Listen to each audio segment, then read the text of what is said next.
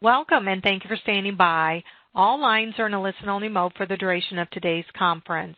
Today's conference is being recorded. If you have any objections, you may disconnect at this time. I would now like to turn today's meeting over to Emily Day. Thank you. You may begin. All right, thank you, and hello, everyone. Welcome to the 2022 Boundary and Annexation Survey, or BAS webinar.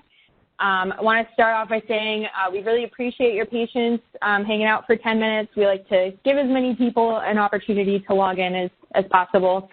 I'm going to start by introducing myself. My name is Emily Day. I'm a geographer with the Spatial Data Collection and Products Branch in the Geography Division of the U.S. Census Bureau. I've worked for the Census Bureau for over 3 years now. I've worked on a variety of different decennial programs, but my primary duties now I primarily work to support the BAS program, and I also work on census designated places, or CDPs. So if you have any questions about those during the presentation, feel free to send them my way. I'm going to go ahead and turn it over to Lauren to let her introduce herself. Hi, this is Lauren Ely. I'm a geographer at the Census Bureau. I work with Emily Day as well, and have been with the Census Bureau for about 5-6 years now, and I mostly work on the production side of BAS and on the tool development, both internal and external tools. And I will pass it over to Maddie. Hi, my name is Maddie Sovich. I have been a geographer at the Census working with both Emily and Lauren for about 10 years. I run the tribal portion of the Boundary and Annexation Survey, and I am also working on our Geographic Update Partnership Software, in which you'll learn more about later in this presentation. All right, thank you very much. So we expect today's webinar to run about 2 to 2.5 hours. Usually depends on how many questions we get. During the first half of the presentation, we do cut it into 2 halves because that's a really long time to sit through a single presentation, so don't worry. The first half will cover a BAS overview. We'll give you information including like scheduling, information for respondents, response methods, kind of like the background of the program. We'll also show you how to complete the annual response form and show you where you can find different information in order to complete a BAS submission. After that, we are going to take a quick break, and then when we come back, Lauren and Maddie will demonstrate how to respond to BAS using our 2 digital response methods, including the BAS Partnership Toolbox for ArcGIS and the Geographic Update Partnership Software, or GUPs. And we'll then show you how to submit your BAS updates using the Secure Web Incoming Module, or SWIM. You are free to use the chat window to ask any questions you have at any point in time. It does not have to be during any designated portion of the webinar. However, we will, just to make sure everybody kind of hears the questions and hears the answers, we're going to take a moment after each section of the webinar to read out those questions and provide answers. Just a note that we are recording this webinar, so if you are not able to attend for the entire webinar or you call in late, we will post that recording to our BAS website, and we also provide you with the with all of the programs, with all of the webinar slides, so you'll have those as well. So let's get started. So BAS is an annual opportunity for tribal, state, and local governments to submit boundary changes, such as annexations, de-annexations, spatial corrections to incorrect boundaries, name changes, and status updates, such as incorporations, disincorporations, mergers, and consolidations. New for 2022 BAS and moving forward, participants are now also able to create changes to census-designated places, or CDPs. Previously, these were updated every 10 years through PSAP, but now starting with this year and moving forward, you will have the opportunity to submit those annually through BAS. So you're probably wondering why we conduct BAS. So there is something called the National Spatial Data Infrastructure. And as you can see from the graphic, governmental units provide a part of that framework for that infrastructure. The Office of Management and Budget, or OMB, Circular A16, designates the Census Bureau as the lead federal agency for maintaining national data about governments and their statistical, legal, and administrative boundaries. The Census Bureau conducts BAS to fulfill this responsibility and to ensure that the boundary data we have on file is current and accurate. And this is really important because the information that we collect is uploaded to the Census website through TigerWeb, shapefiles, and geodatabases. It's uploaded to the USGS National Map and data.gov. All of these services provide open data for federal, state, and local government agencies, as well as research institutions and, et cetera. So if other people are relying on our data, we want to make sure it's as accurate as possible. The legal boundary data that we collect through BAS is used to tabulate data from various censuses, programs, operations, and surveys.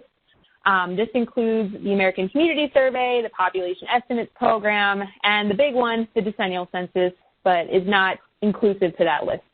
There are many other censuses and surveys that use BAS data. The legal boundary data also contributes to establishing the housing and population counts within a government. So also really important that your legal boundaries are correct. So by participating in BAS, you're able to confirm that all your legal boundaries in our database are current and accurate, and these accurate boundaries provide the good foundation for, or provide a foundation for good decision making for tribal, state, and local governments, and most importantly, also ensures that your community receives the federal funding that they're entitled to. This federal funding pays for education, housing, healthcare, and opportunities for the elderly, just to name a few. We invite all eligible governments to participate every year. This includes federally recognized tribes with a reservation and or off-reservation trust land, counties or county equivalents such as parishes and boroughs, minor civil divisions or MCDs, this includes like towns and townships, and incorporated places such as cities and villages. So for each government, we maintain a couple of organizational and program contacts. The BAS contact is the first one, and the BAS contact is our primary contact for all BAS-related correspondence, and the BAS contact also receives all survey materials. There are situations sometimes where we don't have a BAS contact on file for a government. In those cases, we'll usually reach out to a local planning or GIS department to establish one. And if we still can't establish a contact through those means, we usually send everything to the next contact in our list, which is the tribal chair or highest elected official.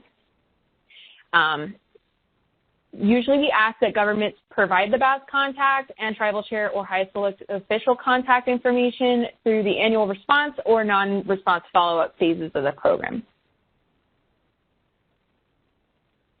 We understand that not all governments have the resources to respond to BAS. So we maintain two types of BAS agreements with local and state governments. The first type is called a state agreement. And we maintain these state agreements with interested state governments where there are laws in place that require all local governments to report boundary changes to a designated state agency. We have two types of these state agreements. Under the first type of agreement, the state government will report boundary changes for all the governments within its jurisdiction. We currently maintain this type of agreement with Alaska, Arkansas, Kentucky, Maine, Massachusetts, Michigan, Oklahoma, Tennessee, Utah, Vermont, Washington, and Wisconsin. You probably noticed that I skipped Iowa. We actually have an agreement established with Iowa. It's brand new, but Iowa is still working out reporting responsibilities and details with their county and local governments. So we expect that full agreement should be in place for the 2023 BAS. Under the second type of agreement, the state simply provides the Census Bureau with a list of local governments. They don't actually report the boundary changes. They just report a list of local governments that reported boundary changes to the state. And then we use that list to confirm and validate boundary changes that local governments report to BAS. We currently only maintain that type of agreement with the state of Georgia. If your state government is interested in establishing a state agreement, please contact the Census Bureau. We're always looking to establish new agreements with interested state governments. Just a reminder that to be eligible for a state agreement, your state must have laws in place that require local governments to report all boundary changes to a designated state agency, such as Secretary of State's office, et cetera. If you're unsure of your state's laws, the Census Bureau website provides a state law summary document. I'll also show you where to find this on our website. You can find your state here from the list. So if I were in the state of Florida, you can see that all reporting responsibilities are required to be reported to the state. So Florida would be eligible for a conventional state agreement.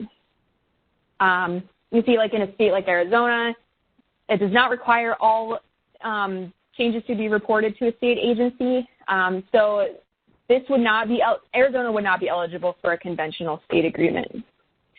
However, if your state does not have appropriate laws in place and you're still interested in establishing a state agreement, you can still contact us and we'd be happy to explore some alternative agreements for you.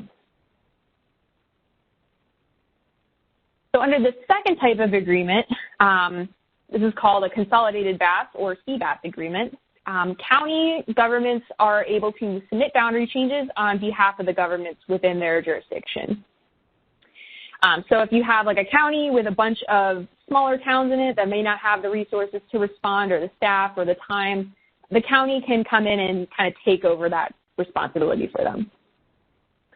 We ask that county governments interested in establishing a CBAS agreement complete the CBAS agreement or BAS 6 form. This form records the governments that are to be included in the agreement, and I just want to mention that participation in the agreement is completely optional.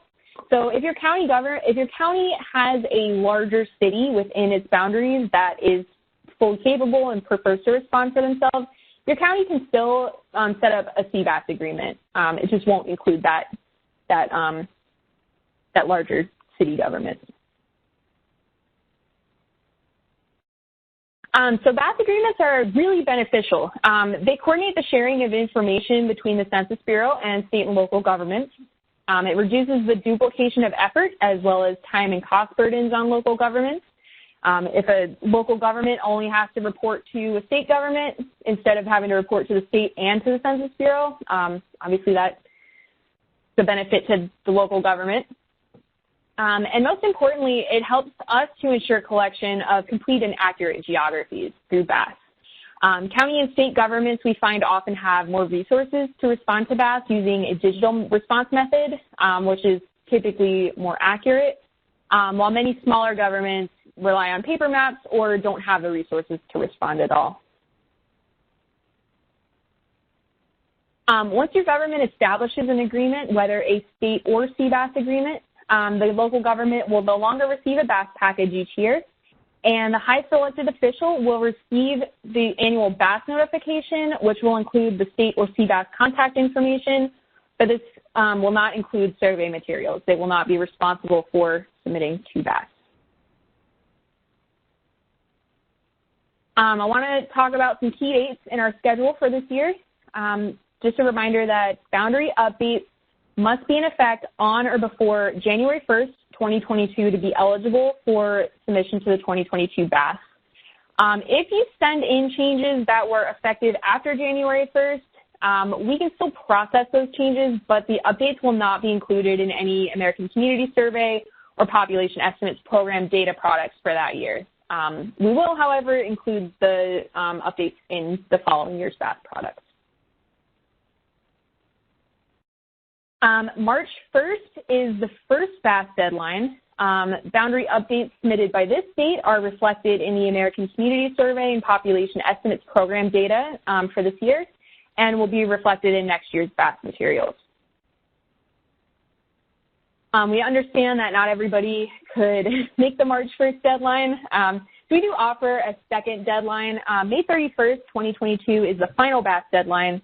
While updates made while updates submitted by the state won't be reflected in the American Community Survey or Population Estimates Program data for that year, the data will be reflected in next year's BAS materials.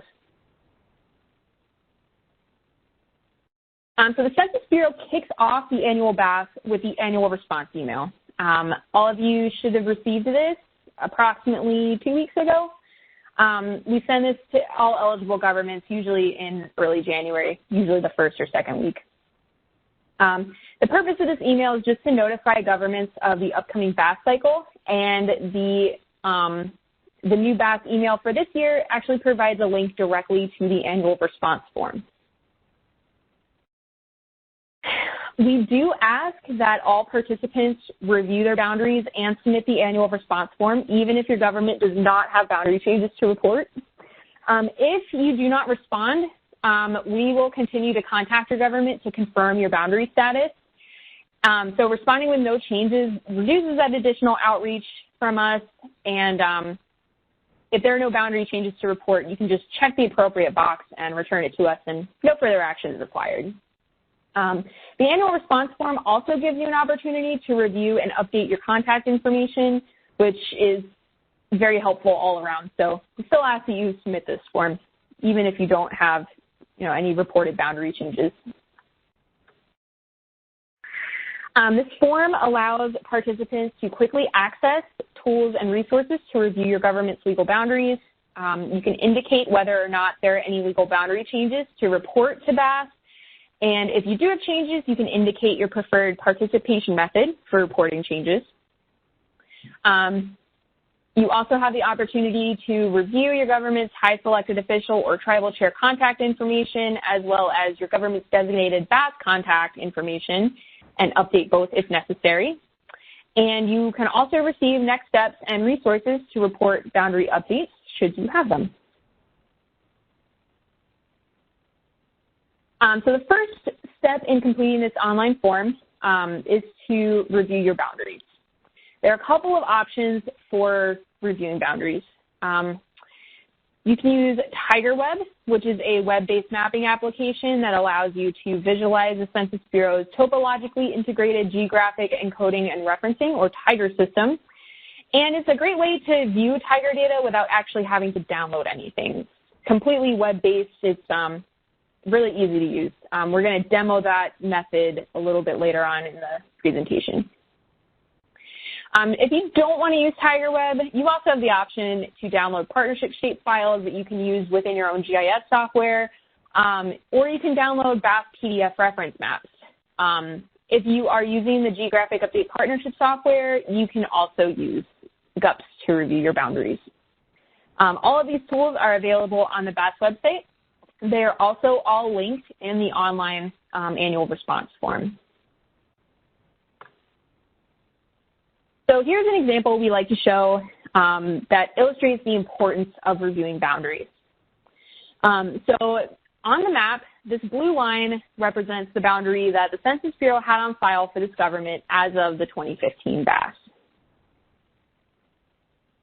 So in 2016 and 2017, the government annexed a pretty significant portion of land, but, maybe due to changes in staffing, no BAS contact for the government. So we did not receive a response from this government for the 2016 or 2017 BAS. As a result, you can see the red areas that were impacted by this oversight, if you will. The people included in the red shaded areas were not included in the government's population and housing counts, which therefore affects the allocation of federal funding to this community.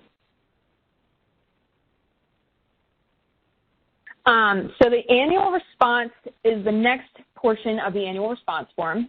This is where you indicate whether there are changes to report, and you can select your preferred submission method. You have three options here. You can either choose to download the GUP software or partnership shape files. Once again, these are on our website, available for download at any time. You can opt to receive a CD or DVD containing the GUP software and shape files if you have internet connectivity issues, or you just prefer the disk. Or you can receive paper maps. After you indicate your annual response, you will then review and update the tribal chair, highest elected official contact information, and the local BAS contact information. Once you submit the form, you are provided with next steps for preparing and submitting boundary updates. And this includes links to the survey materials and the how-to guides. We'll give you a demonstration on how to complete the annual response form after the presentation when I show you the BAS website. So you have three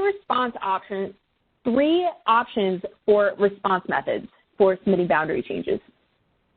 The first method is to use the Geographic Update Partnership Software, or GUPS, which is an open source QGIS-based software that contains all the functionality participants need to create a BAS submission. It is intended for those with a basic understanding of or limited experience with GIS software, but it's completely free, easy to use, and so great for participants of all skill levels. The software is available either on a disk or by download from the BAS website. And it is very important to note that if you already have GUPS installed on your computer, you will still need to update to the latest version. Every year we come out with a new version of GUPS. So the latest version will give you the functionality to participate in the 2022 BAS. The second method is for more BAS participants with more GIS experience. We also offer the option to use your own GIS software. We provide the BAS Partnership Toolbox and Partnership Shapefiles. Once again, the Partnership Shapefiles are available either on a disk or by downloading from the BAS website. And you can use the BAS Partnership Toolbox and the Partnership Shapefiles to submit your boundary changes. I just want to note that the BAS Partnership Toolbox is only available for download from the BAS website. We're not able to provide that on a disk. If you are completely, technologically unable to submit using a digital method, you're scared of computers, you're not up to date with technology, no worries at all. We still do offer the paper option. Obviously, no GIS experience is required for this method. You will request paper maps from the Census Bureau, and we will send you the maps as well as annotation materials. You'll use those annotation materials to provide updates directly onto those paper maps, and then you mail those updates back to us.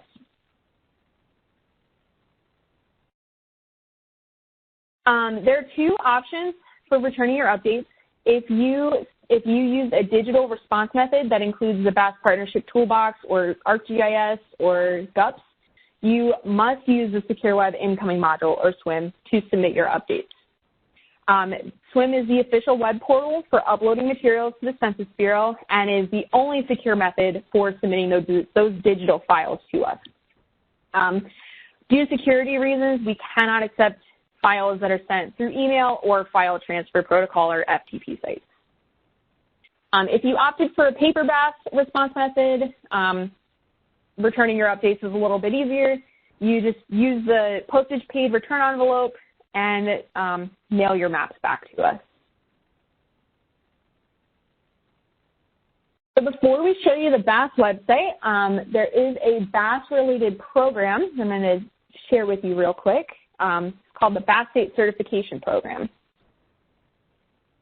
And this is an annual opportunity for state agencies to verify the BAS updates were reported in accordance with state law. Remember that we talked earlier about how certain states require boundary updates to be submitted to a state agency. This is an opportunity to verify that local governments actually did submit to the state. This helps us ensure accuracy and legality of all boundary changes and legal statuses. Just to note that the 2020 and 2021 state certification programs were suspended. The 2022 state certification program will occur later this year, and we'll review 2021 and 2022 BAS updates. So through this program, we ask that each state governor designate a state certifying official, or SCO. The SCO's responsibility is to review Census Bureau provided listings for all active governments within their state. Depending on which state you're in, you will receive up to 4 separate lists. 3 of the lists allow the SBO to provide new incorporations, dissolutions, as well as name or status changes. And then the second list, list 2, will provide a listing of all the legal boundary changes that were reported through the previous BAS cycle. So the SCO's job is to review these listings. They can add updates that were not reported to the state that were not reported to the Census Bureau but were reported to the state. And they also have the ability in some states to remove boundary updates that were submitted to the Census Bureau but not to the state. So in states that have the strong reporting laws, the SCO is able to certify correctly reported boundary changes. They can edit boundary updates to include accurate attribution. They can reverse changes that were not reported in accordance with state laws, and they can add changes that were not reported to BAS. In these instances, the Census Bureau is able to make the updates, but we will send a discrepancy letter to the local governments to inform them what happened. In states that do not have strong reporting laws, we will not add or remove any reported legal changes without first conferring with the local government. We send a discrepancy letter to the local government and encourage the BAS contact to work with their state's SCO to resolve any discrepancies. So the schedule for BAS state certification can be a little confusing, so we wanted to illustrate it for you here. So in January, the 2022 BAS kicks off with the annual response email. March 1st is the first BAS deadline. May 31st is the final BAS deadline. Around September, October timeframe, state governors can expect to receive the 2022 BAS state certification letter. This is the letter that asks them to designate an SCO. In December, the SCO will receive the listings from us of changes that were reported to the 2021 and 2022 BAS. The SCO will then return those certified listings by March 2023, and we usually send discrepancy letters out to local governments around April. This gives local governments the chance to submit any missing updates to the 2023 BAS. So if you're looking for additional information, we highly encourage you to check out our BAS website. Here you can find program information, program schedule, respondent/how-to guides, reference materials, and information on any events and trainings. So I am going to now show you the BAS website.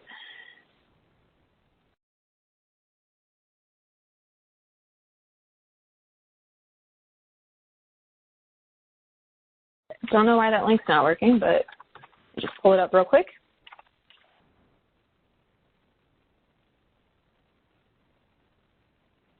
All right, so when you log into the BAS website, this is the main page.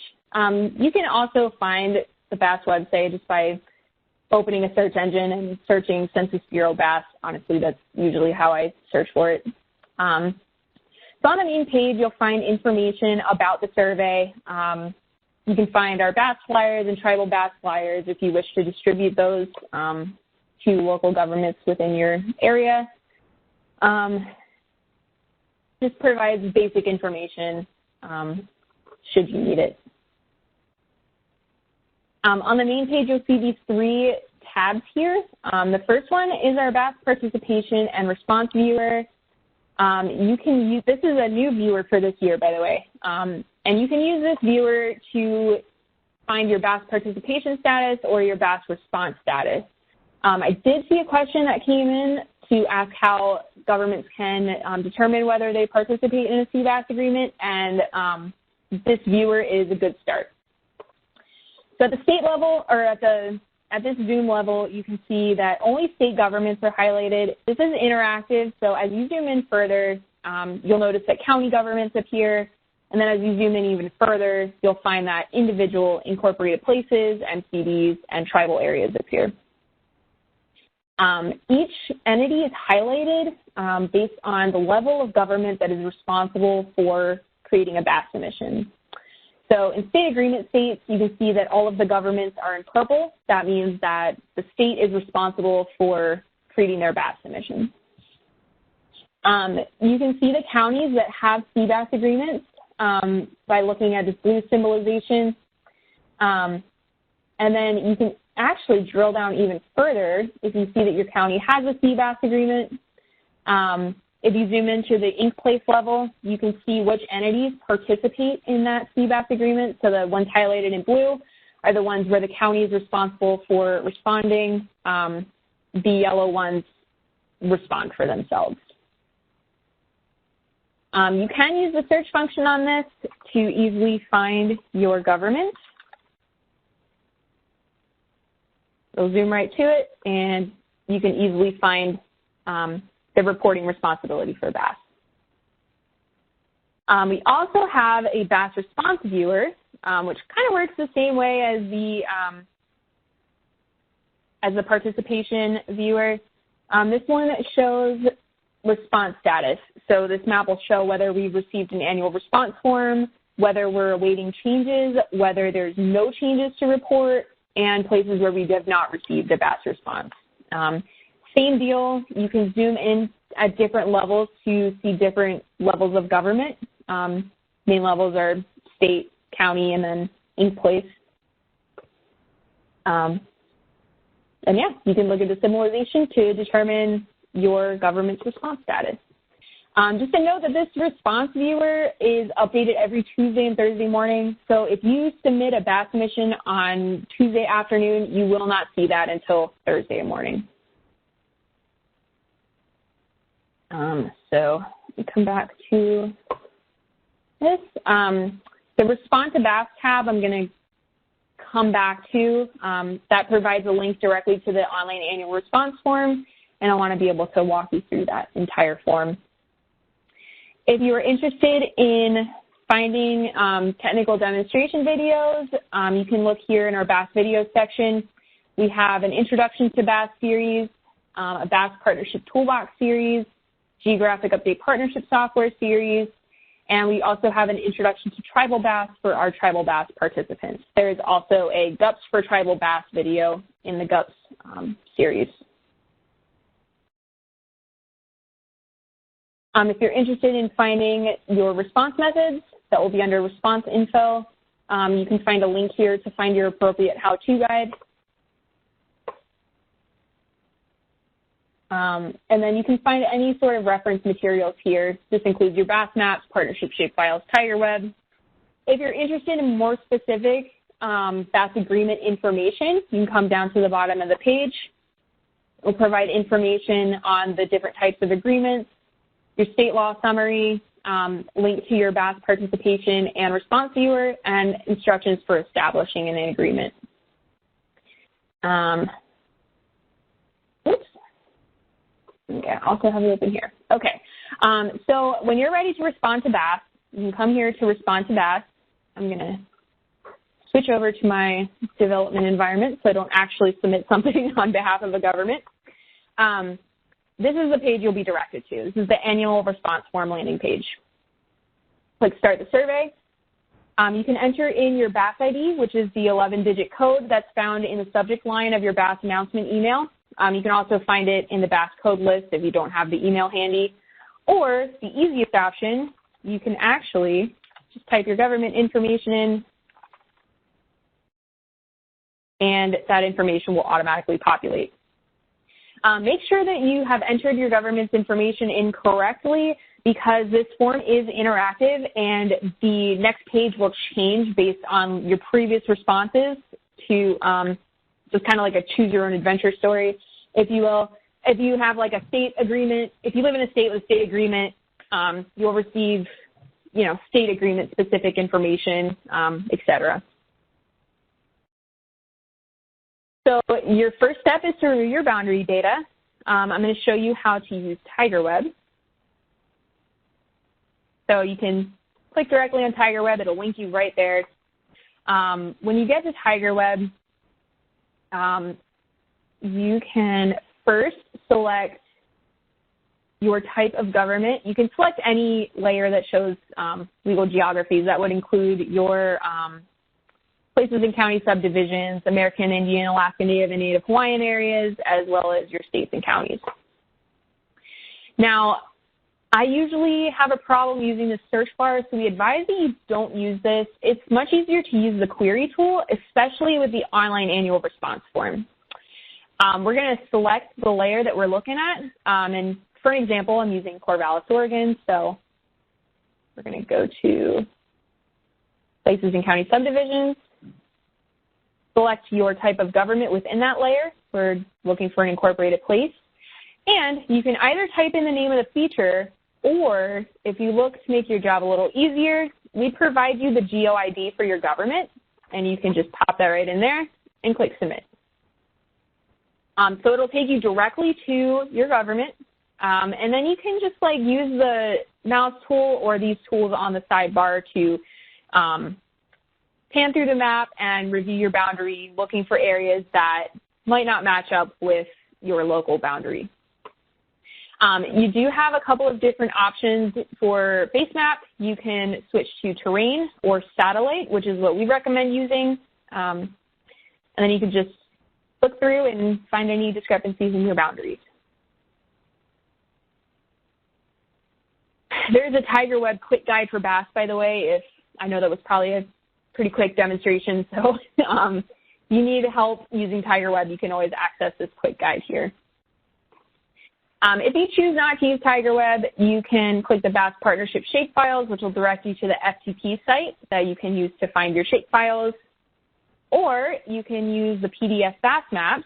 When you click the link from the annual response form, it will take you directly to your government's map. So that's pretty cool and easy to use. Once you've reviewed your boundaries, click Continue. If you have boundary changes to report, you'll select yes or no if you don't have any to report, and click Continue.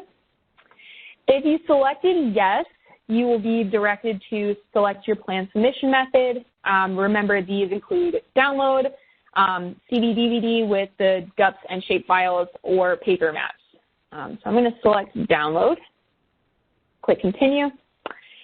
You can review and update your government's tribal chair or highest elected official information and your government's BAS contact information. Once you've done that, you receive a landing screen with a thank you confirmation, as well as a link to download your BAS materials, links to the appropriate how-to guides, and a link to SWIM when you're ready to submit your updates. So that is our annual response form. At this time, I will go ahead and we can answer some of the questions in the chat. So we have a question: is there a way to find out if your county has a CBAS agreement? I did show you that. If it didn't answer your question effectively, please let me know. I'm happy to go into a little bit more detail there. But you can use the BAS participation, make sure the participation layer is selected, and you can find that information there. You search for your government. If it's highlighted in blue, you're participating in a CBAS agreement. You can also use the BAS agreement section. There is a current consolidated BAS agreement spreadsheet that we provide. So you can just open that. You can sort by state, or filter, I guess is the correct term. So I'm just selecting a random state here. You'll find under each state a list of counties that participate in the agreement. If the county does not participate in an agreement, it will not be shown here in this list, as well as governments within that county and whether the county is participating in that agreement. So highly encourage you to check out the spreadsheet if you're interested in finding more information on CBAS agreements. If you are not in a CBAS agreement but you want to be, you can always email us at geo.bas@census.gov. BAS agreements in place at the county level, how long is that agreement effective? That agreement is effective, as far as I'm concerned, until otherwise specified. I don't believe there's an expiration date on those CBAS agreements. We have a question, will the PowerPoint deck or a PDF of the slides be available to download? Yes, if you put whatever email you use to register for this webinar is the email that we will send that, the PDF of the slides to. And once again, we will be uploading a recording of this presentation to the BAS website. We have another question. Our BAS contact and county commissioner received communications regarding updating contact info. If the HEO emailed their updated info to geo.bas@census.gov, will it be reflected or populated in the form that the BAS contact completes? I'm not exactly 100% sure on the timing of when those updates are made, but if you do email us at geo.bas@census.gov with updated contact information, we will update that for you on our end. We usually try to get to those pretty quickly. But if you don't see that reflected, you can always feel free to put that updated information in there. Do we have any other questions? Okay, so what I'm going to do is we can go ahead and take a 10-minute break. We'll reconvene at 2:02 p.m. Eastern Time, and we will turn it over to do our demonstrations. All right, so welcome back from break. Again, my name is Lauren Ely, and I'll be demonstrating the Partnership Toolbox today. And after that, so I'll pass it to Maddie Sovich, who will cover the GUPs and the SWIM demo. And just a reminder, again, we'll take questions or answer any questions that were in the chat after each demo. So if anything comes up, feel free to put it in the chat. All right, let's get started. So first off, in order to participate in the digital BAS, a government must have the ability to use the Geographic Update Partnership Software, or GUPs, or other commercial GIS software to update data provided by the Census Bureau. They must also have the contact information of the BAS contact, the person updating the data, and the highest elected official or the tribal chair. For all legal boundary changes, including annexations, de-annexations, new incorporations, disincorporations, there should also be legal documentation information and effective dates. To automate the process of creating a digital BAS submission using GIS software, the Census Bureau created the BAS Partnership Toolbox. The Toolbox is not required to complete a digital BAS submission, but the Toolbox does automate the process of downloading data, creating change polygons, removing sliver polygons, formatting data, checking attribution, and preparing and exporting files for submission. Currently, the BAS Partnership Toolbox is only able to automatically create boundary updates. However, there are instructions provided on how to populate change files for both features and CDP updates. To start creating your submission with the Toolbox, you'll need the 11-digit BAS ID for the government being processed, which can be found in the subject line of the annual response email. You'll also need the government's local shapefile or feature class showing the legal boundary of the government. There are certain fields that are required within the local boundary data, and we'll go over that during the demo. And then you'll also need the BAS partnership shapefiles. In most cases, participants using the BAS Partnership Toolbox will be able to download the partnership shapefiles using the Census Data Download tool within the Toolbox. However, if participants are having trouble accessing the data through the Toolbox, or if they plan to use the offline mode from the beginning, they can download the BAS Partnership shapefiles separately from the How to Get Started section of the BAS website that Emily covered earlier.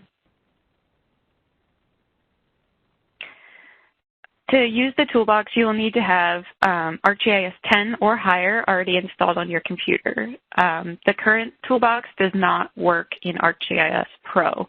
I just want to stress that. It's only for ArcGIS Desktop 10 or higher. You'll also need to download the Toolbox and the Toolbox How-To Guide, which are available on the BAS website under the Mapping Tools section. And with that, we can get started on the Toolbox demo. Okay, I think we're good now. Sorry about that. So I first wanted to show you where to get the Toolbox information, or the Toolbox on the BAS website. What I generally do is I just go to your favorite search engine and I will search for the BAS Partnership Tools, and that will get you to this page. You can also go to the main BAS page and click on Mapping Tools and then the BAS Partnership Tools, and that will bring you here as well. Once here, you can click on this link to download the partnership tools, and this will give you a zip file with the partnership toolbox inside. You'll want to take this and unzip it to a location where you have read-write access, either on your computer or on a network location. Either is fine as long as you have both read-write access. At this point, you can open ArcCatalog and navigate to the folder where you saved and unzipped the contents of that zip file. So you'll find a folder called BAS, and inside that folder, there'll be 2 more folders called Projects and Setup, and then you'll also have the BAS Partnership Toolbox How-To Guide. And if you can't see that in Catalog, you can also find it in your File Explorer and open the PDF from there. The guide will walk you step by step through the submission creation process, and it also provides helpful tips and guidance for troubleshooting or contacting us with any issues you may have. So definitely make sure to review the how-to guide if you haven't yet done that and you plan to use the toolbox. To start your submission, we're first going to open the Setup folder, and then we're going to expand the toolbox and open the Census Data Download tool. In this tool, you'll enter your 11-digit BAS ID. Like I mentioned, you can find this in your annual response email. And then you want to indicate if you plan to use the data downloader or not. So let me pull up my BAS ID. For example, I've already run this once, so I already have it set up. If you plan to use the data downloader, you'll just click yes and click OK. You're all ready to go. If you already have the zip file, the partnership shapefile downloaded, you'll click no, and then you'll navigate to the folder that those zip files are in, not to the zip file itself. You want a folder. And it'll go through and it'll get the zip files and unzip them and place them where they need to be. But for most folks, the automatic data downloader works okay. And if you do have issues with it, we recommend trying the offline mode first. And if you still have issues, you can contact us. So once this tool is complete, and it could take some time, it's a lot of data to download and format, you'll find a folder here that contains the BAS ID that you entered. And then inside that folder, you'll see an archive folder and a geodatabase for that entity as well. In that geodatabase, you'll see a reference and a submission featured data set. The reference featured data set includes all the boundary information you may need to create your submission, and your submission featured data set will be blank. The archive folder is more for the tool use. You don't have to worry about using that at all. And the shapefile, it shouldn't be there. That is for demo purposes only. All right, so next we'll cover the Create Changes tool because you have everything you need to create your changes. So again, you'll enter your BAS ID and then indicate what kind of changes you want to create at this point. If you are creating changes for CDPs, linear features, or landmarks, that's all the information you need for this tool, and you can click OK. If you are running it for any other level of geography, so for us, we're going to run it for ink places or incorporated places, you also need your shapefile or feature class of the boundary data, and then you need to enter the field name in your data that contains the name of each boundary. So for our example, we have a name field with the name of the entity we want to create changes for.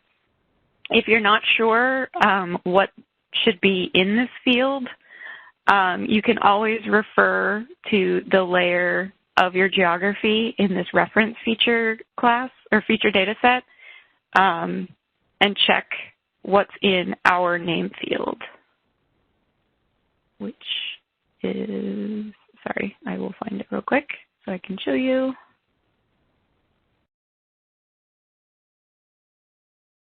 Which is right here. So that means that the capitalization should match what's included in this field unless we have it incorrect. In that case, you can leave the name field formatted the same way and let us know that we need to update our name information. Because this tool can sometimes take a long time to run, I've already run it for place changes and linear features. So you'll see the output here in the submission feature class. We have our changes, or our ink place changes, and we have our linear feature changes. We also have a whole entity file here, which is just the boundary, the whole boundary that we use to create the changes.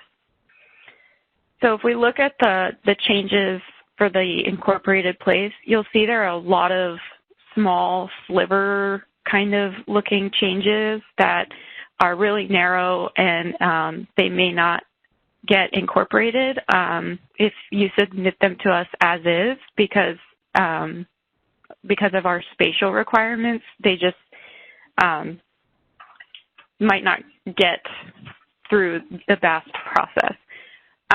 So we've created a tool called the Sliver Blaster for you to use on your submission before you submit it to us, so that we can filter out those changes from the get-go. It also helps reduce the clutter y'all have to go through when formatting all your change files, just because it's a lot to filter through.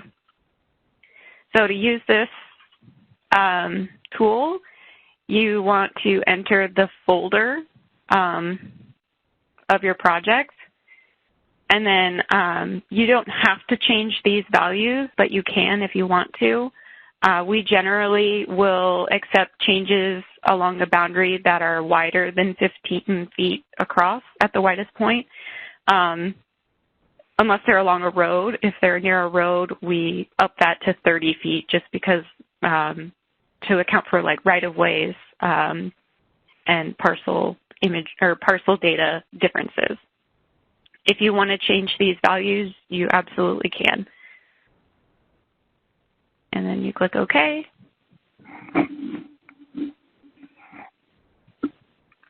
And this was running pretty quickly yesterday, so hopefully it stays quick.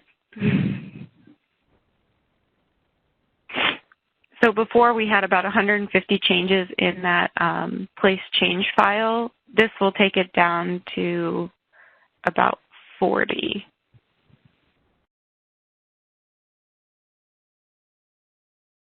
All right.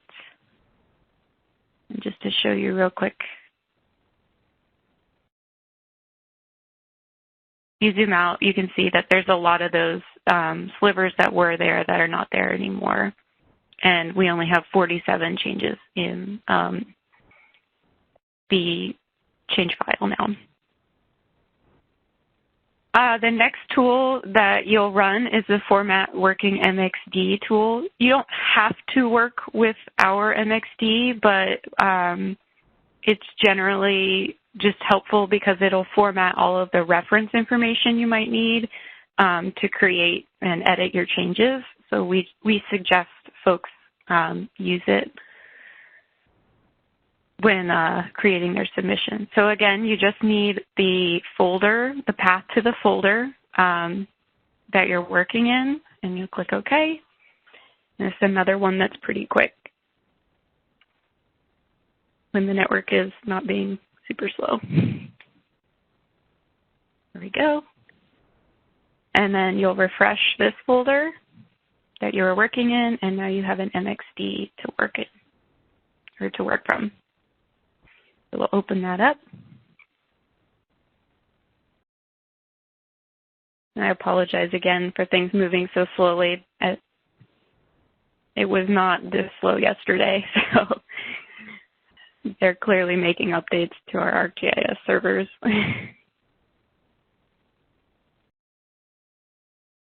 All right, so now we have our MXD. It's ready to go.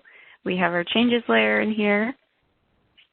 And at this point, I usually just open the attribute table, and you can start going change file by change file, or change polygon by change polygon, and seeing if any information is necessary to make sure we will include it. So I'm going to go ahead and start an editing session just to speed things up. And you'll see that this change polygon here is actually an adjacent place. And this is because we're working in a place, we're working on a place submission, and changes to this place affect or could affect this adjacent place. I believe there was a sliver polygon change here that got deleted. If this happens in your submission, while you're editing, you can delete this polygon. We don't need the boundary of the adjacent place, especially if there's no changes nearby related to it. So I will go ahead and just delete this so it doesn't cause confusion. And now you can see that there's another place here. We're working in Corvallis, and that was the adjacent place. All right. I'm going to turn edges off just to speed things up because things are moving a little slow today. And I'm going to zoom to a change that is most likely a legal change. And we're going to go ahead and update the attribution for this change because I know it's a legal change. It's being added to the city, so we're going to mark it, the change type as an A for annexation. And then we also need to enter some other required fields because it is a legal change. So that includes the effective date, the authorization type, and the docu field. So for the F date, I'm going to say it happened 12/30/2021.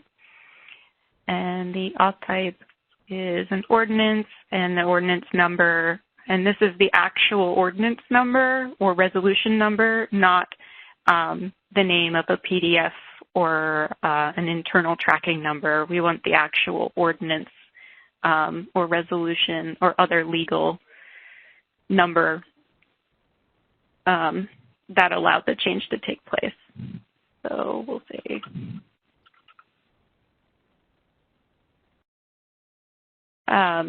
and that's all the required information you need to fill out for a legal change. And as you can see, the change type, because we updated it to an annexation, the symbology on the map updated as well.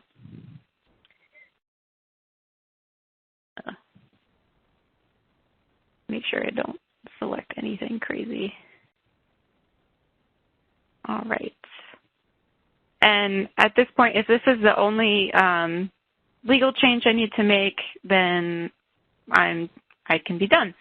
But as you can remember, we had some linear feature changes as well that we put into the geodatabase. It should have added it to the MXD, but it did not. So I will have to go back and fix that in the tool. But real quick, I just wanted to show you all how you would go about making changes for layers where they weren't automatically generated. So what you'll want to do is open the Create Features window, and it should include the linear features, but it did not. I'm sorry about this, guys.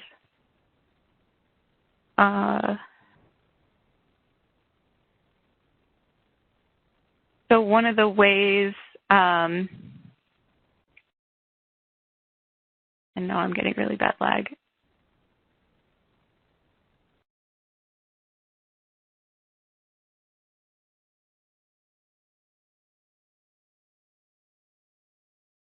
I'm going to save my edits and close and create another change type.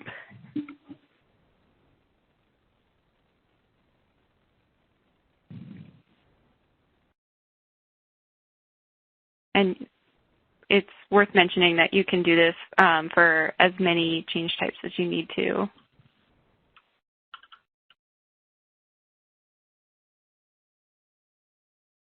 So if you need to create changes for all levels of geography, you can do that. I'm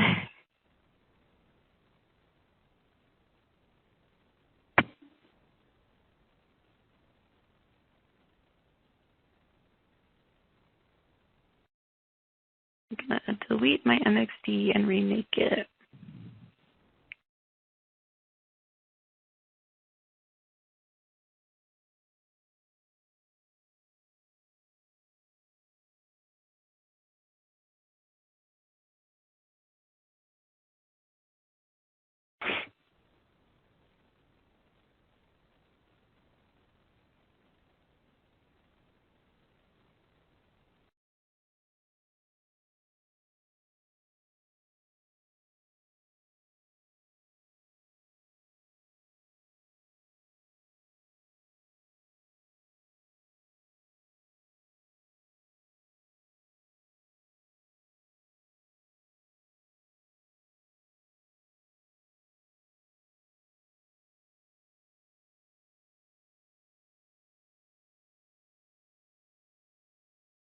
Another suggestion I have when something isn't working the way you expected it to, or if it doesn't work the same way you think in the guide, I strongly recommend going to the website and downloading the toolbox again and making sure you have the most up-to-date version.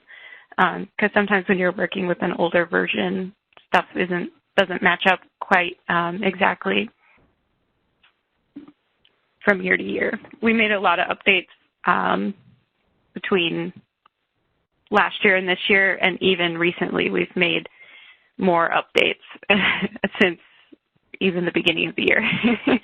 So now you see it's still not pulling in the linear feature changes, but it is pulling in the CDP changes. So I can show you the change creation process for CDPs, and the same workflow applies to the other feature change types. So for ARC, what you're going to do to create a new CDP is you're going to open your Create Features window, and you'll select the new template, and then choose the construction type that you want to use. For now, I'm just going to use a polygon. And since this is a hypothetical CDP anyway, I'm just going to draw a polygon. This is not at all an example of how you should decide where a CDP should go, or how it should be shaped. I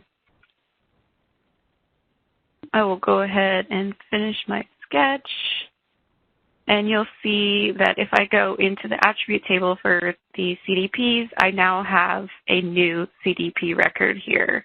I also have a boundary change that I can delete. Let me delete that real quick.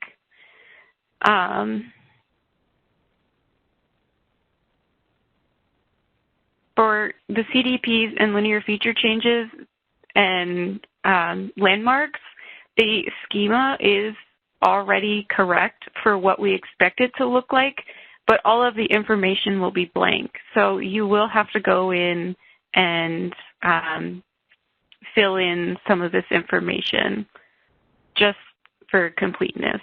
If it's a new CDP, you won't have a place FP, but you will need a name,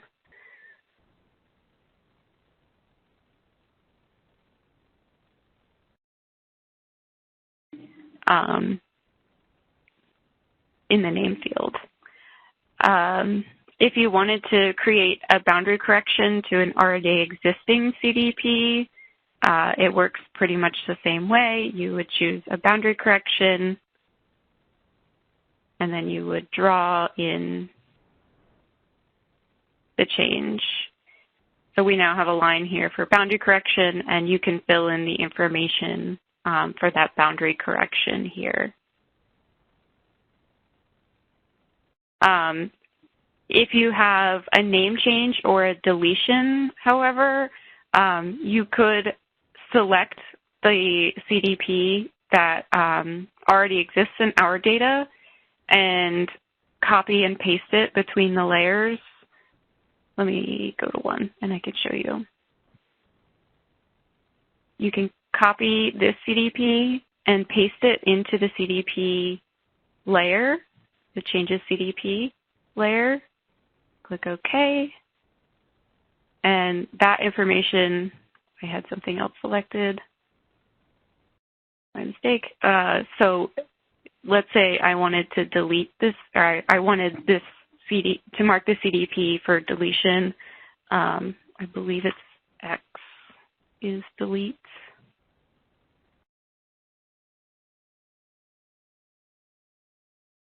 Yes.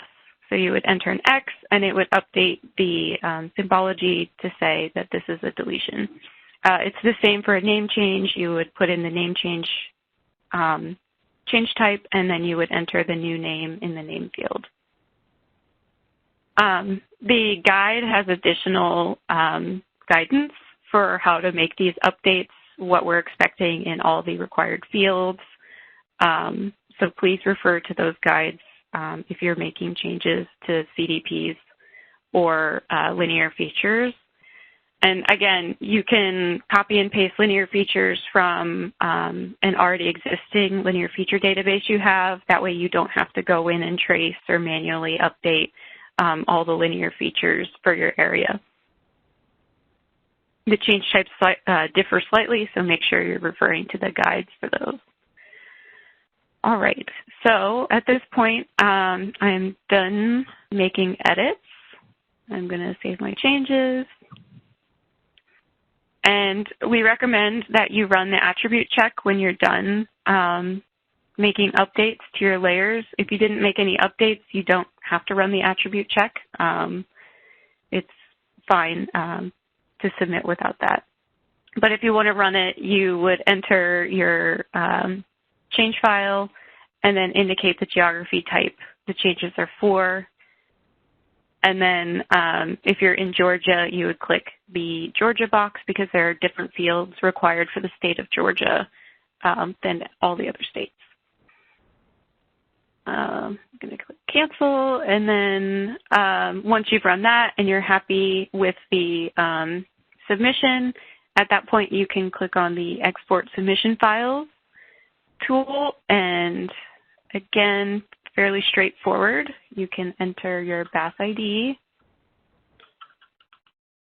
And then from that point on, the rest of the fields are optional, but we welcome anything you want to provide to give us more detail about your submission. You can include a parcels layer if you if you'd like, but you don't have to. In the additional files field, you can include reference shape files, documents that are relevant to your submission. So if you have a legal change and you want to include the ordinance document with the changes, you can include that here. Or any other additional files you think might be helpful, maps, PDF maps, or documents like that, you can include those here. And then we also ask that you provide contact updates here if the person who created the submission was not the same person who responded to BAS on the AR or on the annual response form. If it's the same person, you don't need to provide any updates. But at this point, you'll click OK, and it will export all of the files we need to process your submission. And when it's all complete, it will actually open SWIM for you in a new window so that you can automatically, or that you can immediately sign in and submit your changes. If you're not sure where the file saved, it actually prints it out right here that your submission was saved to your projects folder, which you most likely won't see in our catalog, so you'll have to go in to File Explorer to see it. And I think that's all I've got to cover with the Partnership Toolbox. So I'll go through the questions real quick and see if I can answer some of them. I'm trying to, there, that's where we ended.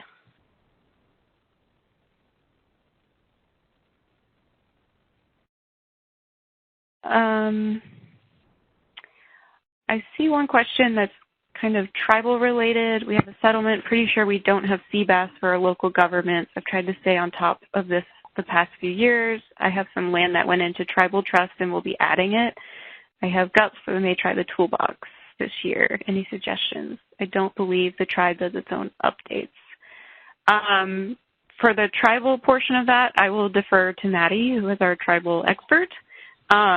If you have GUPs and you're comfortable with GUPs, then feel free to continue to use GUPs. But we do suggest, if you haven't done a full spatial alignment check for your entity, go ahead and try the Partnership Toolbox and make sure that we don't have any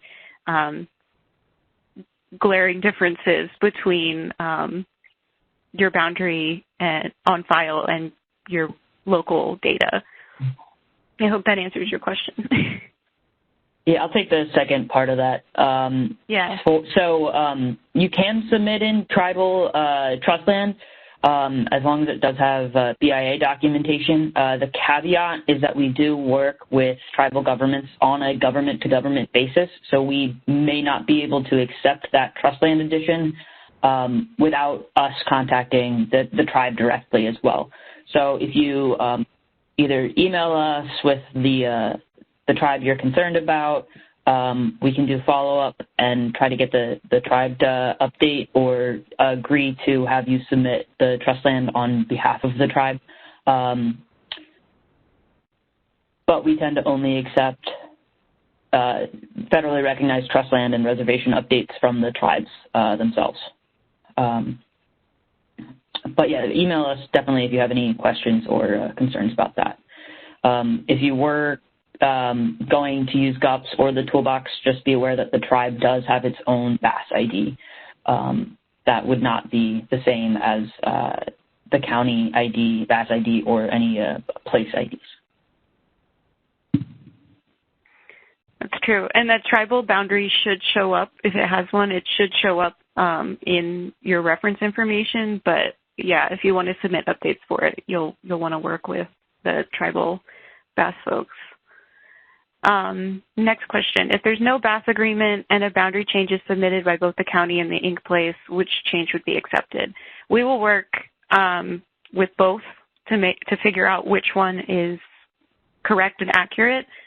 We generally work with the lower level government, or we generally take the change from the lower level government, which would be the place, assuming they are both the same.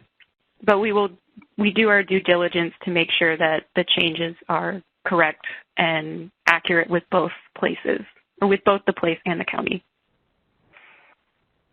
If I have paper maps, do I also have to use GUPs? No, you do not have to do both. You can choose one or the other. We suggest GUPs as a good alternative to paper maps if you're willing to try a digital submission, because it's the most similar process. Our spatial requirement for projections is mostly that your submission includes a projection. We aren't picky about what projection you submit in, as long as you include one. We really need that .prj when you submit your changes. You continue to update the toolbox for desktop. Will eventually be updated for Pro. Yes, we are planning to update it for Pro in the next year or two. I'm sorry it's taken longer than I'd like to get it into Pro, but we are working on that. What is the definition of a linear feature? A linear feature is any feature on the Earth that can be represented by lines, so like roads, rivers, railways. Those are the main ones we accept, but there are other versions or other linear feature types we will accept. And those are all the questions I see. So at this point, I will pass it on to Maddie. Thank you, Lauren. And thank you all for great questions. Maureen, if you do follow up with the GeoBAS email, any questions about tribal stuff will be directed to me. So I'm happy to work with you on any updates. All right, switching gears a bit here. Oops, that is the wrong slide. GUPS is a little bit different from the Partnership Toolbox. The best part about the Partnership Toolbox is that it's a way that kind of does all of the, finds all the changes for you. It sets it up in a way where you can, go through everything nice and neatly. GUPS is really more, as Lauren mentioned, like a digital version of paper maps. So it does work a little bit differently. GUPS, or our Geographic Update Partnership Software, is a customized geographic information system, or GIS, software that is actually provided by the United States Census Bureau. GUPS, it runs in QGIS, which is an open source software, and it contains all the tools and functionality of a GIS, anything required to create a BAS submission. Participants can either download the software from the BAS website, or they can request a software installer disk from the Census Bureau on the BAS annual response form. Please note that partners will need to download the latest edition of GUPS every year. The most up-to-date version can be found on the BAS website, and I'll actually show you where that will be. You'll want to make sure that the QGIS version that you have, actually you won't need to make sure that the QGIS version that you have is 3.4.4, because if you download the GUPS program from the website, it will download QGIS for you. Okay, so let's show this demonstration. So first, how to get access to GUPS on the Boundary and Annexation Survey page. There's a couple different ways to get there through response methods or such. I'm going to go to information for respondents. And here it kind of gives you a high-level overview, as Emily showed, of how to submit changes, but you'll know underneath one, there'll be a link to a Geographic Update Partnership Software. And that link will get you to this page, which has the download for GUPs. It's about 1.2 gigabytes, and it will give you high-level instructions on how to install GUPs. You may have to work with your IT department to make sure that you have the ability to download programs for your own computer or how to get through firewalls. But most people don't have an issue with GUPs now. Also on this page is the BAS GUPs How-To Guide. It's about 1.2 megabytes. It opens up to a PDF that'll go through pretty much everything you need to get started with GUPs, and hopefully not too much that you don't need. It breaks it down into 3 chapters, and we'll give you overview and links to more information if necessary. And as Emily mentioned, there are BAS videos that do walk you through the GUPs process. So you'll click on that link, and it'll be able to, you'll download the zip file, and you'll undo the, I'm not actually going to download it because I already have it on my computer, but it'll download the GUPs, you'll unzip the file, and then run this setup batch tool, read the licensing agreements, and then choose an install location. So what that will look like when you have GUPs installed, it will look something like this. So if you've used QGIS before, this map management does not show up without the GUPs software. It is the starting point of GUPs, and there's several different partnership programs that do use GUPs. And so if you've used stuff before, you can import existing zip files or drop down to recently created projects. But if you're starting for the first time, you'll want to start by selecting your program. There's a lot of different programs. If you're participating in some of the other ones, you might recognize them, but if not, don't worry about it. The main 2 that we're going to talk about today are the 2022 Boundary and Annexation Survey and then the 2022 Tribal Boundary and Annexation Survey. They're at the top of the list because they're most important. Don't tell any of the other programs that I said that. Most of our focus today is going to be on the Boundary and Annexation Survey, but I will give Tribal Boundary and Annexation Survey updates as we go on. The first thing you want to do is check to make sure that the year is the current year. If you open GUPs and it says 2021 or 2020, it means that you have the wrong version of the program, and you will have to go to the website and re-download. Also, I think GUPs, after a certain year, will give you if you open up the wrong version, you might actually get a pop-up that says that it's not the current BAS year. Okay, so we'll click on that. That will open a prompt to be able to select your state, your working county, and your entity type. So you can go for just select where you are, which ones you would like, and then it'll give you this this window, which is 3 different ways to download the census reference geography into GUPs. You can use a CD or DVD. If you get GUPs, if you request through the annual response form to request to get a CD or DVD with GUPs, you'll also get the partnership software or the partnership shapefiles along with the software, and you can click that and navigate to that location and upload the reference layers from there. That's a good way if you don't have a good internet connection. There's also My Computer if you choose to download the partnership shapefiles and navigate to the location in which you've dropped the shapefiles there, or you can hit the Census Web button. We recommend the Census Web button if you have a strong internet connection and just a typical internet connection. It doesn't take super long. That will just download them directly from our servers so you don't have to worry about finding locations or figuring out where you put everything. It'll automatically do that for you.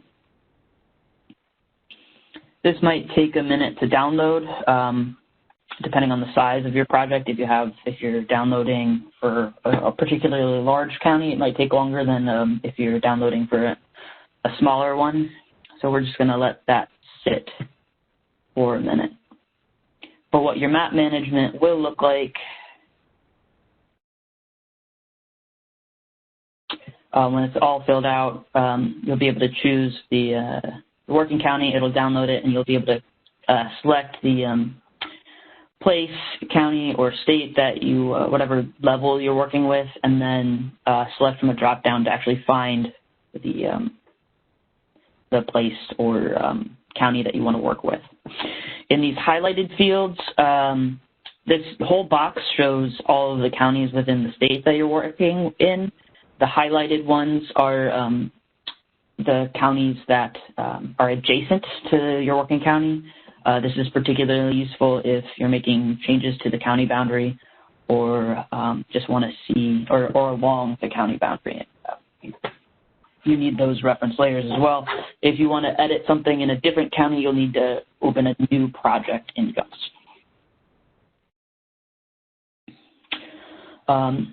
So because I already made this this project earlier, you'll be able to see the project name in the top left is the entity ID or the BAS ID for the place in which we're working. So I'll give you a little tour of the tools. If you're familiar with QGIS, this row is mostly all the same. You'll have seen most of that before, and you'll have seen this row on the left as well. It might not be in this configuration. This toolbar might be all up on the top, or it might be located on the side. The big one is this is our GUPS toolbar. It is where you'll be able to add linear features, delete linear features, or split linear features, able to see names, check user address lists, modify linear features attributes, and modify area features. These are, this is the big one that you'll be using in GUPS. It also hosts geography review tools, the tool that reviews changes polygons, and a new tool called the BAS criteria review, which is specific for changes with census designated places.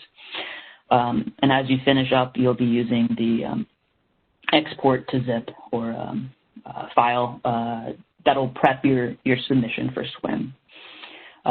We also have the ability to add in ESRI imagery, as well as Internet Map Service or linking to Tiger. What these two do is that it will find either Google or Bing of your choice to find it'll open up the map where it is if you need a more familiar reference for that as well. You can also bring in your own data as needed. Some other helpful tools, Pan Map, the hand moves the map around, not unlike any other online map that you'd get to. There's also a zoom function where you can zoom in by box or zoom out by box. You can zoom to the full selection, and it remembers briefly your last zoom extents. You can also create bookmarks and select features as well. You'll get into the hang of it, and these are explained more in the GUPS How to Get Started guide. On this left is all of the layers that we have imported when we hit Census Web. Includes the 2010 tracks, but also down here are the 2020 tracks. So this is actually, I think, the first year that the 2020 tracks are available to be seen in this software. It has places, CDPs, faces all of the geography that you might want to see when you're updating the place layer. You can also click and change the symbology if you'd like of certain things. You just do a double click and you can change the color if you like. We're going to keep it as default to keep things pretty clean. So for GUPs, you can do a number of things. You can pull in your own data. I'm going to keep these on the left-hand bar. This blue one starts out with an add vector layer. This is if you have a point line or polygon file that you want to add in. Most common are polygon files. You can add a vector layer by going to the source, a vector data set. If you click on this ellipse, it will open a window in which you can navigate to your own shapefile that you might want to import to compare to ours into GUPs. So when you open shapefiles in File Explorer, you'll see a bunch of different abbreviations. As Lauren said, it's helpful to have a projection file. That way, you know, it shows up in the right location and as in the right size. But what we're going to do to import it is just click on the .shp, make sure that the type is SHP and not the XML file. We'll hit open and we'll hit add. And what that does is it adds your own file into GUPs. If you look at it right now, it's not super helpful with the symbology and the layer. You can click on it and drag it to be under certain layers or over certain layers. So if you want it to appear underneath the census, the current census place, you can drag it underneath the census and it will, the layer will move under. If you don't like the color that pops up, I think it's randomized every time. You can change it here, or you can change the type to make sure that if you want a transparent fill with a thicker line, you can do that here as well. Try that. And you can see it's a little bit different, and you can see where the changes are. So unlike the partnership tool, which creates the changes for you, GUPs more mimics the way you would do things with paper maps, in which if you saw a difference, you'd have to draw the difference on the map by hand. So there's several ways to do that. If you look at an area and see that you want to add it, you want that area added in, you'll go to the Modify Area feature tool. Click on that. You'll be able to select the geography that you want to edit, place, MCD, boundary, county. If you are working with an American Indian area, that will pop up as well, but that won't pop up because it's in the, you'll have to update that through the Tribal BAS program on GUPs. So we're going to select place, and we're going to select our Corvallis city over here before we hit this select features by area or single click. And what that's going to allow us to do is select a face in which we want to add, and if we want to add this face, we'll hit the Add Area button, the green plus sign.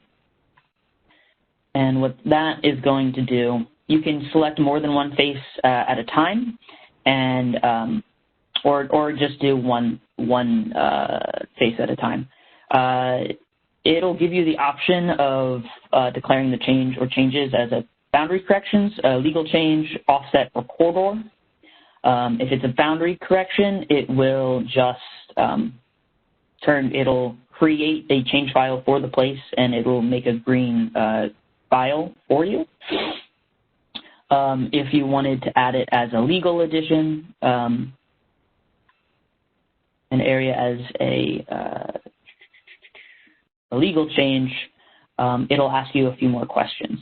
This is just another way to fill out the attribute table like Lauren showed earlier. You'll need the effective date, which I think, as Emily described, needs to be before January 1st, 2020. So you can just pick one there. You'll be able to select the authorization type, which are explained here.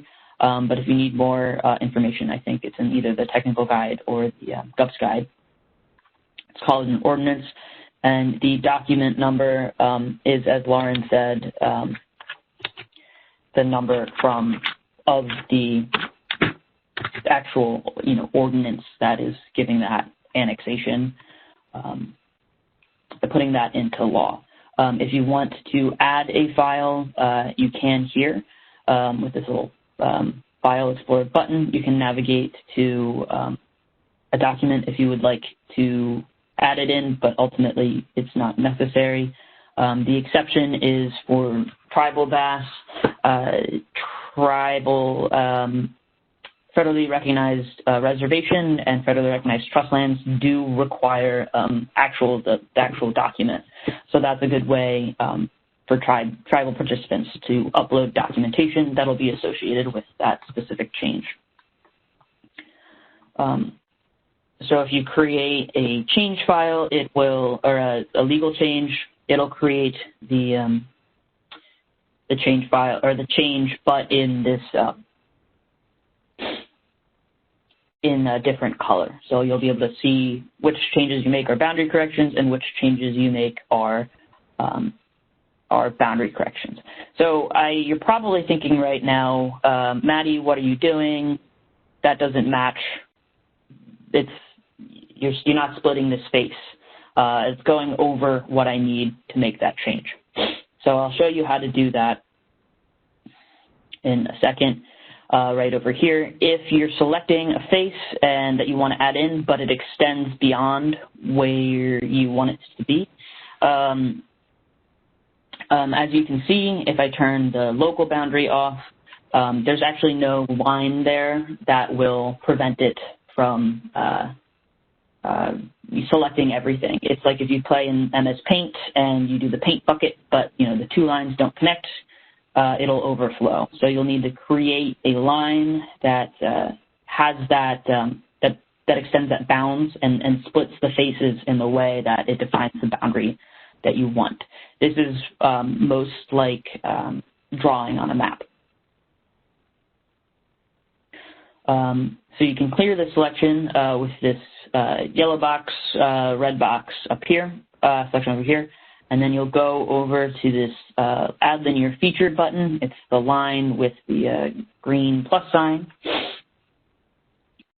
And what that'll allow you to do is create a linear feature or a line that'll break up faces and let you dictate where you actually want your boundary to be. So it's a left click. If you want to end, you'll hit right click, and it'll bring up this Add Linear Feature line. And this way you'll be able to select what kind of linear feature it is. If you want to go through and say, oh, it's a roadway, you can select that. Or if you're like Maddie, nope, it's not a road, it's not a visible line, it's actually a non-visible legal or statistical boundary, you can put that in there as code P0001. And that won't ask you a name, but if you do wish to add in a roadway, primary road, secondary road, it will ask you necessary, if there's a prefix, of the name of the road, or a suffix that you can add, and it will add that as a linear feature. But because we just want this as a non-visible feature, we're going to select that one and hit OK. So you'll see that the line is created in there, and then that way now when we want to modify our area feature, we can go back to that select button, select two faces within there, and be able to add that as a legal change, just like Lauren did in the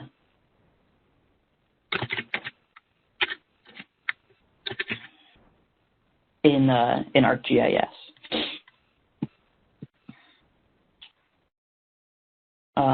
And then there you go. If you would like to add either a roadway or a linear feature, let's bring up some imagery so we can see what this looks like. It's just a thing. Let's say you wanted to add this road here. You'll be able to do that in the same way with the linear features. You'll be able to draw the line. Every left click is a vertex in the line. And you'll be able to add this in like that. Right click, be able to call it the local neighborhood load. This actually looks like it's a bit of a service area or a really long driveway. We don't need every single driveway in here. This is as long as it's enough to geocode. That's what our preferences are. But you'll be able to select the name, update that, and then it will look like that as well. If you're going through and reviewing the linear features and you want to delete one, you'll hit this delete restore linear feature button in the top left. It's got the little red X next to it. You'll select that and you'll be able to select a specific linear feature. You can mark it for deletion. It'll ask you if you're sure you want to do that, and you can hit OK. And what that'll do is it actually changes the symbology to have little X's on it. So that way we don't lose the line, but we know on our end that it's marked for deletion. And so you can mark a line for deletion and then either redraw it as the line that a linear feature that you actually want it as, or if you're like, nope, I don't want to remove that linear feature, that's actually perfect. You'll actually just click this delete restore line again, click on that line, and you'll be able to restore that linear feature. So it'll no longer be marked for deletion. One of the more common issues we get with linear features is if you're trying to create a new linear feature and you start really, really close within 5 feet of an existing line, you might get this new segment cannot start and end within 5 feet of an existing line. This is for various reasons. Mostly a change that small is not something that we'd be able to make effectively, nor would it really aid the ability for us to properly geocode addresses or affect the overall quality of the line. So if you're getting this error but you really want to keep moving, maybe try zooming out a little bit, restarting the line, or adjusting the snapping tolerances. Just move it out like a little further than 5 feet. In the bottom, you'll be able to see the scale, and as well as if you need a measuring line, you'll be able to open that up and see how far away something is.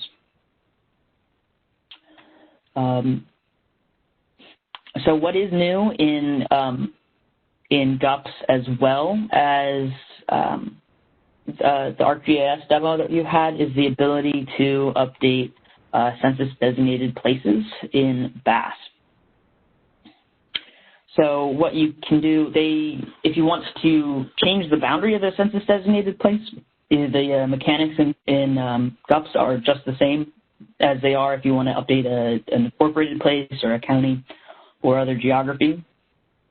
The same with, splitting faces, updating linear features, and selecting faces as boundary corrections or as legal changes, as well as corridors or offsets. You'll just make sure that the geography is listed as census-designated place. You'll be able to see all of the current ones listed in that area, and you'll be able to actually click, if you double-click on them and zoom to them, you'll be able to see. One of the cooler things that we've done, if you've used GUPs for PSAP, a lot of the functionality is the same when editing census-designated places. it'll give you housing and population estimates, which should be updated with the tract or new tract and block groups. So if I wanted to add an area here, I say like this, just select on that area, select that face that I want to add, and hit add as well. And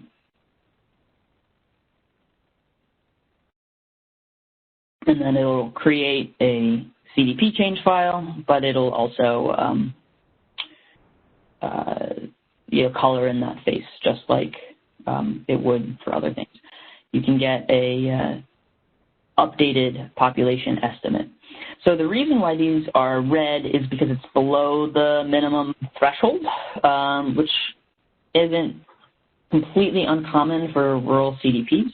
This is a great way to review any CDPs, make sure that their population estimates are what you're expecting, or delete ones that are no longer viable as designated places. You can also add a new new CDP by clicking on this button over here is the Add Entity ID. You can click on that, and as long as you select a bunch of faces first. Again, this is not recommended for how you create a CDP, but it's physically how you create a CDP within GUPs. You'll hit Add Entity. That is actually the error from a different thing. Well, I'm not sure why that's happening, but it'll create the same way as adding or if you wanted to create a new place, it would be very similar.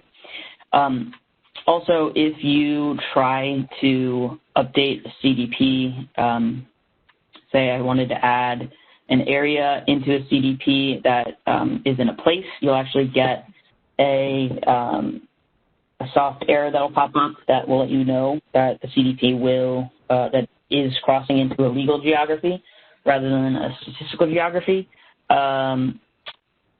You can still submit this if you want, but it's likely that because CDPs cannot cross into incorporated places, that we might not be able to accept that request, but we'll review it.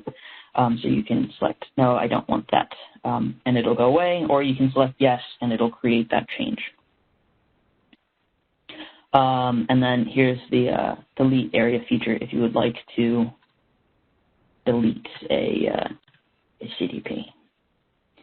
If I was like, I do not want Summit CDP, I could just click on it and delete it.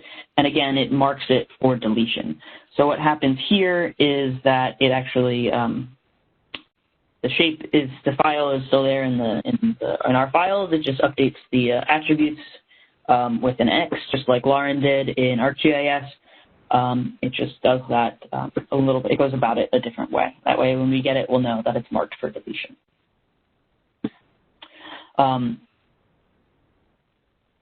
So these CDPs, as you add them and edit them and the updates change, they will change color depending on if they have they reach the population or housing unit minimums, which is kind of cool. So say you're all done with your changes.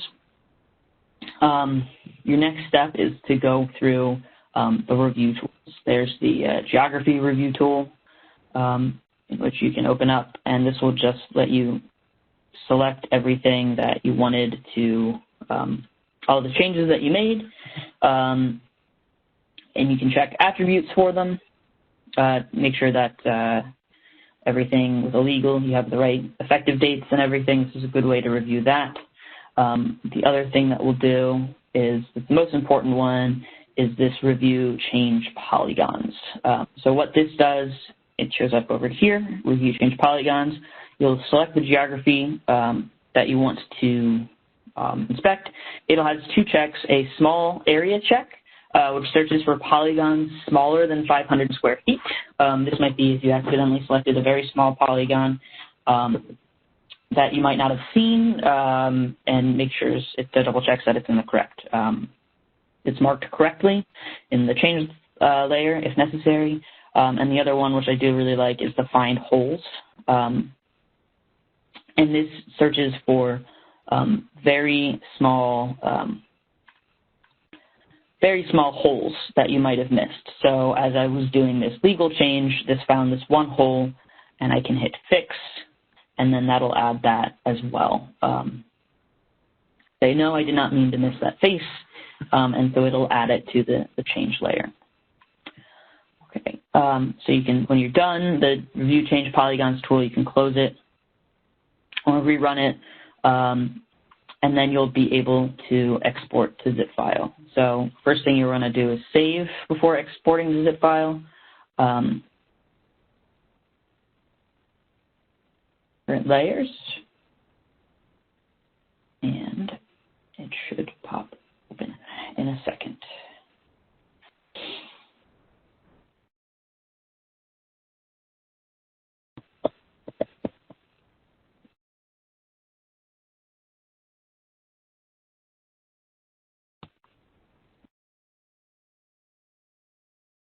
Okay.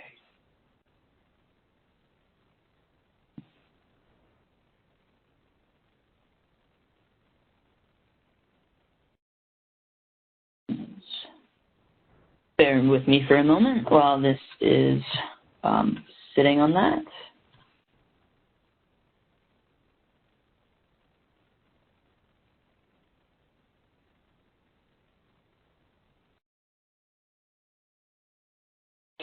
Okay, so the first thing that's going to pop up after export, the export to Census tool will be if you want to export it to Census or if you just want to share it with another participant. We're going to hit export for Census because that's what we're doing here. That's why we're here. But if you share with another participant, it will just create the zip file straight up, but it won't ask for additional contact information. So I'm going to hit OK. The first thing that's going to pop up is a check to make sure that you ran the Review Change Polygon tool, both the Find Holes tool and the Small Area check. As you can see, I ran it at 3:12 Eastern time. But if I was like, I've made changes since then, I could hit cancel and run them again. So I'm going to hit OK to continue with the export. The other thing that export to Census would do is ask if you would like to add documents to the project, as long as they're smaller than 200 megabytes. This could be if you wanted to add any reference documentation, if you didn't put in the legal documentation for the change. It could be if you have a parcel layer you want to submit. It could be if you want to add in the whole entity file. So you could go in, navigate to that specific shapefile you want, and you could add that in as well. This also will pop up if the proposed CDP changes failed some criteria, and you can actually open this criteria review tool from that as well. So I skipped that on purpose so you'd be able to see that functionality. It's the review, BAS criteria review is this button up here, the red and the yellow with the green check. It is specific for CDPs. So if you do not have CDP changes or you don't care about them, you don't want to touch them, you don't have to run this tool, you can ignore it. The other thing is that if you do and you want to say you want to address why these are all very low housing or population estimates, it could be for a variety of reasons. You can either fix them, change the boundaries, or you can justify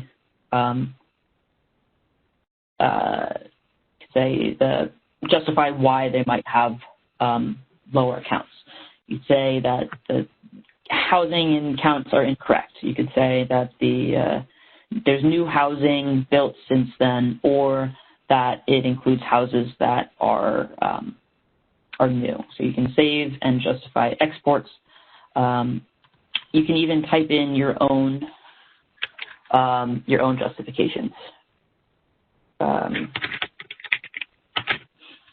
Please don't type in, it's fine. We would like a little bit more context than that. But you'll be able to update that. That'll update the tool, update any changes to the CDP made. But again, you can ignore it if you don't have any CDP changes. So this GUPS user contact information popped up as the next stage in the export to zip tool. I know you're like, this is forever, but it's really not that. It doesn't really take that long. You'll add in your information, especially if you are not the BAS contact, but you are the one creating the submission file. Just the starred ones are required. I think unlike Lauren's tool, this will make you put in something. I'm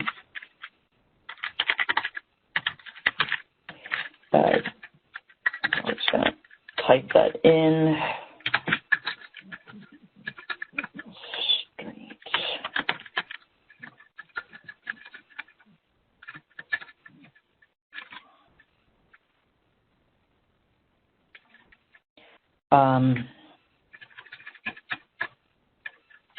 And you'll just be able to put this in.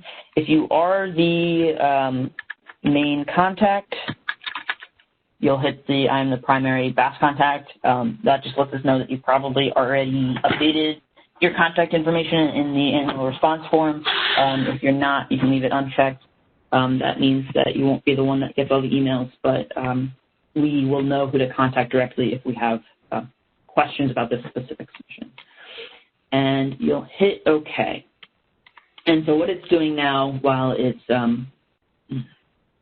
thinking is creating the zip file that you'll eventually swim in. This zip file will have all of the reference material as well as any of the change files you created or any of the additional documentation you added either as support for a legal change or if you wanted to add a parcel or a whole entity file in to compare. So what this does is, just notification that it's done, the export to zip file is created, and that you can complete your submission by uploading the zip file to SWIM. And then it gives you the link to SWIM right there, unlike Lauren's tool, which just brings you to SWIM. You'll have to do one extra step. It also will give you the location of the output folder of your working folder, as well as the name of the zip file in which you'll be doing, and it asks if you want to open the folder. So you can click on the respond.census.swim link to go to SWIM, and you can hit yes to show you where the return is. So there we go, right there, that's the return. You can see in File Explorer everything that is included in it, if there's documentation, and then information about the project as well. So you can check to make sure that all of your changes are in. If you want to know why it does face changes and line changes, it's because that's what everything is built off of. Every face you selected to be updated and every line, linear feature change or line that you created that splits that face and it updates the face. Okay, so now that we have our export file here, we can go to SWIM. So this is, if you use the Partnership Toolbox, your own GIS to create changes or use GUPS, any digital file that you'll send in to the Census Bureau will be sent in through SWIM. It's for a variety of reasons, mostly security reasons for us, for you, and just to make sure that we can intake the amount of responses we're getting through BAS. So you'll be able to just respond.census.swim. If you have your SWIM token available, you'll be able to register your account. You'll just be able to put your SWIM token and information. It's, I think, a SWIM token per email. So if you're new and the previous guy had an email and a SWIM token, you'll need a new SWIM token. But if you've done this last year, you won't need, you'll just need to log back in. If you got your password, there's a way to reset your password. Oops. do that. And so it'll bring you in. If you're like me and you've made a gajillion SWIM submissions, it'll list all of them unless you specifically delete them. But it might, if this is your first time, this will be pretty empty. So it will take you less time to navigate all the way to the bottom of the page, and you'll hit Start New Upload. So SWIM, like GUPs, is used for a variety of different partnership programs. If you have any issues specifically with SWIM, you can email them to geo.swim or geo.BAS. If it's BAS specifically, we might be able to help you as well. So what you're going to do is click on the Boundary and Annexation Survey. If you're submitting tribal updates, it's also the Boundary and Annexation Survey. And so you'll click Next. You'll be able to select the BAS type, the geography level in which you're submitting for. If it's a federal reservation, a tribal government, the tribal area, if you're doing state changes or county changes, place ones. We are submitting on behalf of an incorporated place, so we will select that button. You'll be able to navigate by state. If you're a tribal government, I think it just lists all of the federally recognized tribes in our universe. So you can do that way. But in this case, we are doing a place in Oregon, which is, it lists the both your place ID and the name. Or Vallis, thank you. Okay. So you select state, your place, and hit Next. So here you'll be able to add your file. You can do it like, you can navigate to it specifically, or you can actually go back to your output file. I'm going to just copy that. Make sure I got the right location. And I'm going to hit Upload. So I'm not actually going to hit Next on this because unlike Emily's annual response form demonstration, this is live SWIM, so I don't want to submit a fake submission for this city in Oregon. That might not go over very well.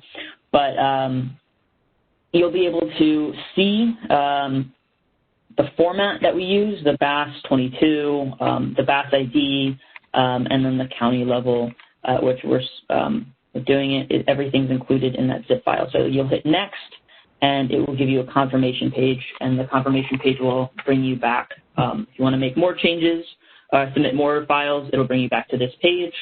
But if you're done, it'll log you out of SWIM. You can also log out of SWIM by hitting Log Out, which it will log you out after a certain time of inactivity as well. But it also, it's always safe to 15 minutes of inactivity, but it will also, it's also safe to log out just for security as well. Again, this is the how-to guide. I'm going to navigate, back to our WebEx so I can see if there's any questions. All right. Doesn't look like there's new questions, so I'm going to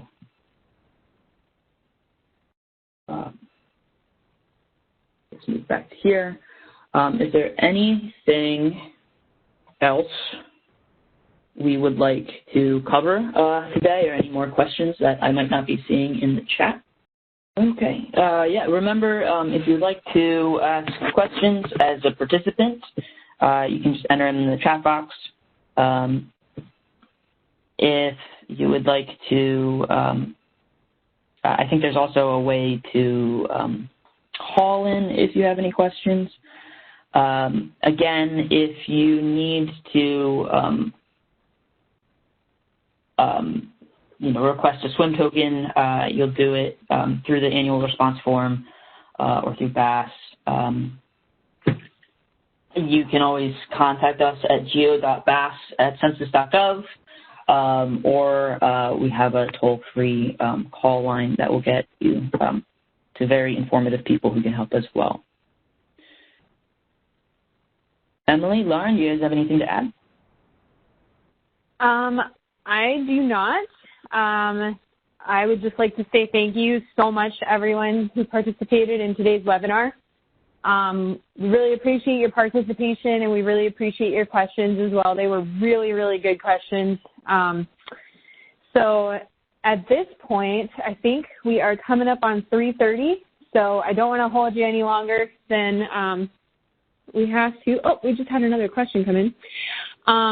FYI, we are about to acquire GIS licenses here at the City of Douglas. I am an experienced user needing to get back up to speed, and we are in the process of gathering petitions for a proposed annexation. I'm thankful this resource is available. You are most welcome, William. Thank you so much for your kind words there.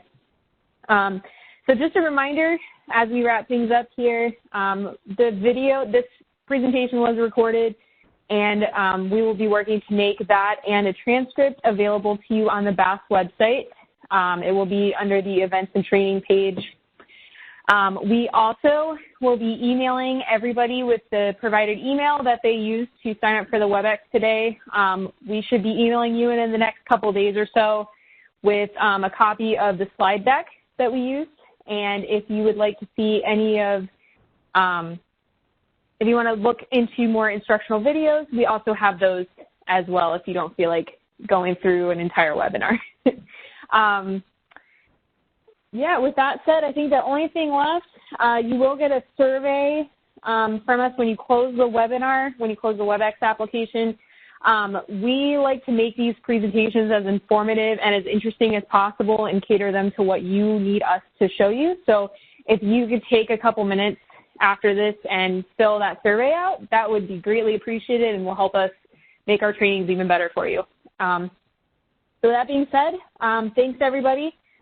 I hope that you all stay safe and healthy and sane and warm depending on where you're located, and have a great rest of your day. Thank you. That concludes today's conference call. Thank you for your participation. You may disconnect at this time.